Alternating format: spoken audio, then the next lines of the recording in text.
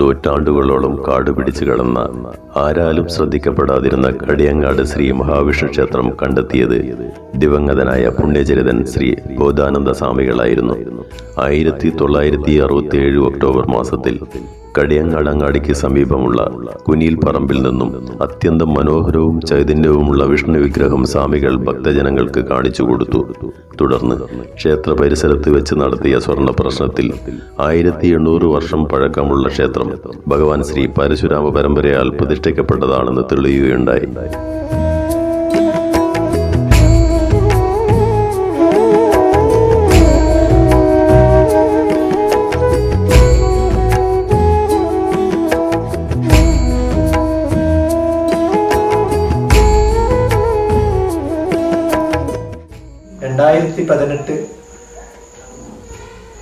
April മാസം 8-ാം തീയതി ധ്വജപ്രതിഷ്ഠ നടത്തി ഒരു മഹാക്ഷേത്രമായി മാറ്റാൻ ഇന്ന് നിലവിലുള്ള കമ്മിറ്റിക്ക് സാധിച്ചിരിക്കുന്നു. അത് വളരെയധികം അഭിമാനപരസരം ഭക്തജനങ്ങളുടെ മുമ്പിലേക്ക് ഞങ്ങൾ വെക്കുകയാണ്.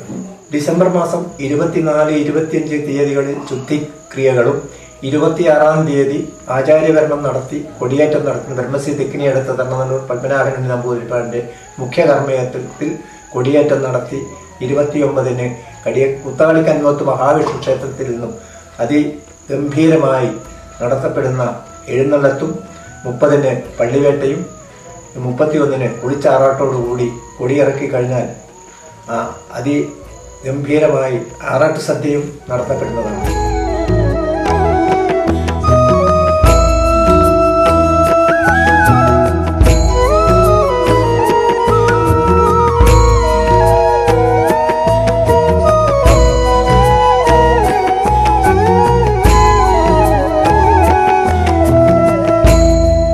പ്രസിദ്ധനായ ശ്രീ കാണിപ്പയ്യൂർ നമ്പൂതിരിപ്പാടിന്റെ നിർദ്ദേശപ്രകാരം ശ്രീകോവിൽ, ക്ഷേത്രക്കുളം എന്നിവയ്ക്ക് സ്ഥാനം നിർണയിക്കുകയും ശ്രീകോവിൽ നിർമ്മാണം ആരംഭിക്കുകയും ചെയ്തു.